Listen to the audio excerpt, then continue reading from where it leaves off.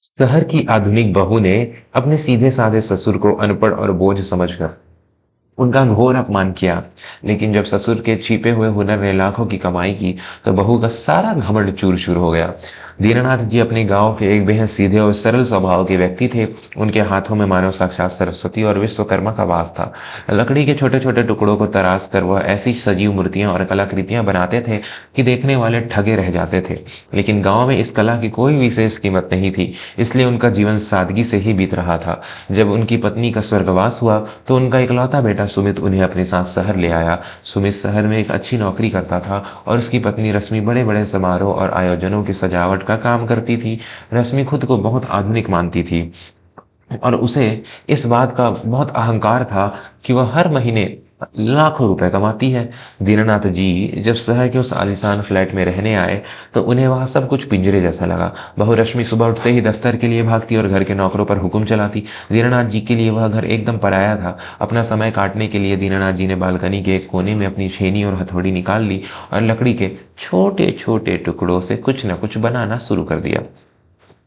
एक शाम जब रश्मि दफ्तर से थकी हारी लौटी, तो उसने देखा कि बालकनी में लकड़ी का थोड़ा सा बुरादा उड़कर उसके महंगे सोफे के पास आ गया है। रश्मि का पारा सातवें आसमान पर पहुंच गया। वह सीधे दीनानाथ जी के पास गई और तेज आवाज में बोली, पिताजी, यह मेरा घर है, आपके गांव का कोई कबाड़ खाना नहीं। यह क्या पूरे दिन लकड़ी छील छील कर कचरा फैलाते रहते हैं? मेरे इतने महंगे फर्नीचर खराब कर दिए आपने।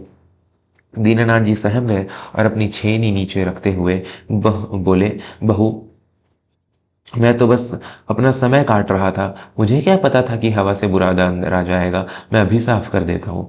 तभी सुमित भी कमरे से बाहर आ गया। क्या हुआ रश्मि, पिताजी पर क्यों चिल्ला रही हो?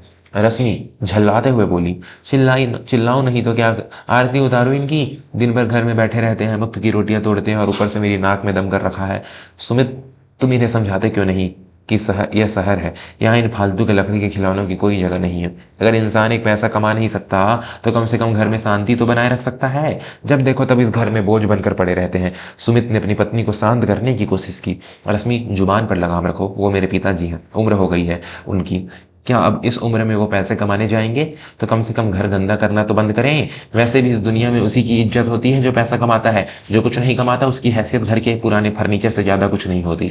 यह कहकर रश्मि अपने कमरे में चली गई। दीननाथ जी की आंखों से आंसू छलक पड़े। उनके अपने बेटे के घर में उन्हें बोझ और मुक्तखोर कहा गया था। रात भर वह अपनी मृत पत्नी को याद करते रोते रहे। दोस्तों, माता पिता अपनी पूरी जवानी और जीवन की सारी कमाई अपने बच्चों को बड़ा करने में लगा देते हैं और बुढ़ापे में वही बच्चे उन्हें बोझ समझने लगते हैं। अगर आप भी मानते हैं कि माता पिता का सम्मान दुनिया में सबसे ऊपर है, तो बिना एक पल सोचे हमारे इस चैनल वर्मा स्टोरीज को अभी सब्सक्राइब करें। आपका एक सब्सक्राइब हमें ऐसी ही दिल को छू लेने वाली कहानियां आप तक पहुंचाने की प्रेरणा देता है। इसलिए वीडियो में आगे बढ़ने से पहले सब्सक्राइब जरूर करें। अगली सुबह से दीनानाथ जी ने बालकनी में जाना छोड़ दिया। वह चुपचाप अपने कमरे में बैठे रहते। उनकी पोती मीता, जो 18 वर्ष की थी, अपने दादाजी से बहुत प्यार करती थी। उसने देखा कि उसके दादाजी एकदम उदास रहने लगे हैं। एक दिन मीता चुपके से दीनानाथ जी के कमरे में गई। वहां उसने देखा कि एक पुराने बक्से में दादाजी ने लकड़ी की बहुत ही खूबसूरत कलाकृतियां बनाकर रखी है। भगवान कृष्ण की बांसुरी बजाती मूर्ति, लकड़ी के छोटे छोटे सुंदर रथ और बारीक नक्काशी वाले दिए। मीता खुशी से चहक उठी। दादाजी, यह सब आपने बनाया है? यह तो बहुत ही ज्यादा सुंदर है। शहर के बड़े बड़े बाजारों में भी ऐसी चीजें देखने को नहीं मिलती। दीनानाथ जी उदास स्वर में बोले, सुंदर तो है बिटिया, लेकिन तुम्हारी माँ सच ही कहती है, जब तक इंसान इन चीजों से दो पैसे न कमाए, तब तक इनकी कोई कीमत नहीं। मैं तो ठहरा गांव का अनपढ़ बूढ़ा, मेरे काम की क्या ही कीमत होगी। मीता ने अपने दादाजी का हाथ पकड़ा और दृढ़ता से बोली, आप चिंता मत कीजिए दादाजी, आपकी कला की कीमत यह दुनिया तय करेगी। आप बस अपना काम करते रहिए, बाकी मुझ पर छोड़ दीजिए। मीता ने तुरंत अपने मोबाइल से उन सभी कलाकृतियों की अच्छी अच्छी तस्वीरें खींची और इंटरनेट पर एक पन्ना बनाकर उन्हें बेचने के लिए डाल दिया। मीता जानती थी कि आज के समय में हस्तकला की कितनी कद्र है। देखते ही देखते कुछ ही दिनों में इंटरनेट के माध्यम से लोगों के संदेश आने लगे। लोग उन कलाकृतियों की मुंह मांगी कीमत देने को तैयार थे। मीता ने यह बात दीनानाथ जी को बताई और पहली कमाई के 10,000 रुपए उनके हाथों में रख दिए। पैसे देखकर दीनानाथ जी की आंखों में चमक आ गई। अब दीनानाथ जी छुप छुप कर अपने कमरे में ही काम करते और मीता उन चीजों को सुरक्षित तरीके से ग्राहकों तक पहुंचा देती। करीब 2 महीने बीत गए। रश्मि अपने दफ्तर के एक बहुत बड़े काम को लेकर बेहद तनाव में थी। शहर के सबसे बड़े व्यापारी सेठ धनराज के बेटे का विवाह था और उनकी सजावट का पूरा जिम्मा रश्मि की कंपनी को मिला था।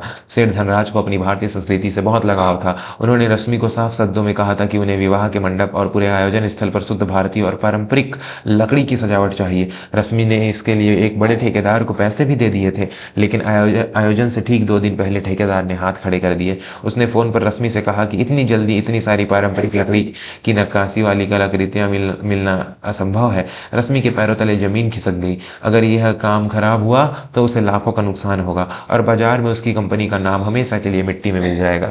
घर आकर रश्मि फूट फूट कर रोने लगी। सुमित घबरा गया। क्या हुआ रश्मि, तुम इस तरह क्यों रो रही हो? रश्मि सिसकते हुए बोली, सुमित मैं बर्बाद हो गई। परसों सेठ धनराज की बेटी की शादी है और मेरा ठेकेदार भाग गया। मुझे मेरे मंडप को सजाने के लिए लकड़ी के पारंपरिक दीप स्तंभ, मूर्तियां और नक्काशी वाले खंभे चाहिए थे। अब 2 दिन में मैं ये सब कहाँ से लाऊंगी? मेरी सारी साख खत्म हो जाएगी। दोस्तों, इंसान को अपने पैसों और अपनी हैसियत पर कभी इतना घमंड नहीं करना चाहिए कि वह अपनों का ही तिरस्कार कर दे, क्योंकि वक्त का पहिया जब घूमता है तो राजा को भी रंक बनते देर नहीं लगती। अगर आप इस बात से सहमत हैं तो वर्मा स्टोरीज को अभी सब्सक्राइब करें। आपका प्यार और समर्थन ही हमारी असली कमाई है, इसलिए अभी सब्सक्राइब बटन दबाएं। सुमित और रश्मि की तेज आवाजें सुनकर दीनानाथ जी अपने कमरे से बाहर आए। पीछे पीछे मीता भी आ गई। मीता ने मुस्कुराते हुए अपनी माँ से कहा, माँ आप क्यों इतना परेशान हो रही हैं? जो चीजें आपको चाहिए वो तो हमारे घर में ही मौजूद है। रश्मि गुस्से से मीता की तरफ मुड़ी। तुम बीच में मत बोलो मीता, मेरा दिमाग पहले ही खराब है। घर में कहाँ से आएगी वह बेशकीमती कलाकृतियाँ? तभी दीनानाथ जी आगे आए और शांति से बोले, मेरी पोती सच कह रही है बहू।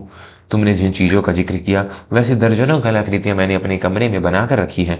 रश्मि अविश्वास से अपने ससुर को देखने लगी। मीता दौड़कर दादाजी के कमरे से कुछ कलाकृतियां निकाल कर ले आई। रश्मि की आंखें फटी की फटी रह गई। इतनी बारीक नक्काशी, इतनी सजीव मूर्तियां और ऐसे शानदार दीप स्तंभ उसने अपनी पूरी जिंदगी में नहीं देखे थे। यह वही काम था जिसे वह हमेशा कचरा और बुरादा कहकर अपमानित करती थी। रश्मि की आंखों से आंसू बहने लगे।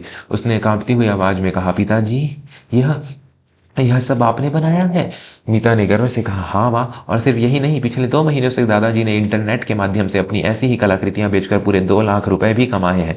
उनके काम को देश भर से लोग पसंद कर रहे हैं। जिस कला को आपने कचरा कहा था, आज उसी कला की वजह से दादाजी की एक अलग पहचान बन गई है। यह सुनकर सुमित और रश्मि दोनों अवाक रह गए। रश्मि को अपने ही कहे हुए शब्द याद आने लगे जब उसने कहा था कि जो पैसा नहीं कमाता उसकी हैसियत पुराने फर्नीचर जैसी होती है। दीनानाथ जी ने रश्मि के सिर पर हाथ रखा और प्यार से बोले, बहू, इंसान की कीमत उसके बैंक के खाते से नहीं बल्कि उसके हुनर और उसके संस्कारों से होती है। मैं गांव का एक सीधा साधा इंसान जरूर हूँ, लेकिन मेरे हाथ में कला है। यह लो, यह मेरे कमरे की चाबी। वहाँ जितना भी सामान रखा है तुम उसे अपने आयोजन में इस्तेमाल कर सकती हो। मुझे इसके बदले कोई पैसा नहीं चाहिए, क्योंकि तुम मेरी बहू हो, मेरे घर की लक्ष्मी हो। रश्मि शर्म से पानी पानी हो गई। वह धड़ाम से अपने ससुर के पैरों में गिर पड़ी और फूट फूट कर रोने लगी। मुझे माफ कर दीजिए पिताजी, मुझ पर मेरे पैसों का, मेरी नौकरी का भूत सवार था। मैं अंधकार में थी, आपने मुझे डूबने से बचा लिया और मेरे इतने बड़े अपमान का बदला आपने मुझे यह सम्मान देकर लिया है। मैं कितनी नीच हूं जो मैंने आपके हुनर को कभी समझा ही नहीं। सुमित ने रश्मि को उठाया। दीनानाथ जी ने मुस्कुराते हुए उसे माफ कर दिया। अगले दिन सेठ धनराज के बेटे के विवाह में जब मेहमानों ने वह सजावट देखी तो हर कोई उस पारंपरिक कला की तारीफ कर रहा था। सेठ धनराज खुद रश्मि के पास आए और बोले, रश्मि जी, आपने कमाल कर दिया। ये लकड़ी की जादुई कलाकृतियां आपने किस कलाकार से बनवाई है? मैं उनसे मिलना चाहता हूँ। रश्मि ने गर्व से अपने ससुर दीनानाथ जी को आगे किया और पूरे समाज के सामने बड़े ही सम्मान के साथ कहा, सेठ जी, यह महान कलाकार कोई और नहीं, मेरे पिताजी हैं। इनकी कला के सामने मेरी सारी आधुनिक सजावट फीकी है। आज मेरी कंपनी की जो भी इज्जत बची है वह सिर्फ और सिर्फ मेरे पिताजी की बदौलत है। वहां मौजूद सभी लोगों ने तालियां बजाई। दीनानाथ जी की आंखों में आज खुशी और सम्मान के आंसू थे। उस दिन के बाद से रश्मि का सारा घमंड हमेशा के लिए टूट गया। उसने दीनानाथ जी के काम को आगे बढ़ाने के लिए एक बड़ी सी कार्यशाला खुलवा ली और घर में उन्हें वह सम्मान दिया जिसके वह असली हकदार थे। तो दोस्तों, यह थी हमारी आज की कहानी। जो लोग पैसों के अहंकार में अपनों से बड़ों का या बुजुर्गों का अपमान करते हैं, उन्हें यह नहीं भूलना चाहिए कि तजुर्बा और सच्चा हुनर किसी उम्र या आधुनिकता का मोहताज नहीं होता। हर इंसान के भीतर कोई ना कोई विशेष गुण जरूर छिपा होता है, बस जरूरत है तो उसे पहचानने और सम्मान देने की। अगर आपको रश्मि और दीनानाथ जी की यह कहानी पसंद आई हो तो बिना की कंजूसी किए वर्मा स्टोरीज को अभी सब्सक्राइब करें और नीचे दिए गए सब्सक्राइब बटन को दबाएं और बेल आइकन को भी जरूर चालू करें, ताकि हमारी हर नई और भावनात्मक कहानी सबसे पहले आप तक पहुंचे। कहानी कैसी लगी कमेंट करके जरूर बताएं। धन्यवाद।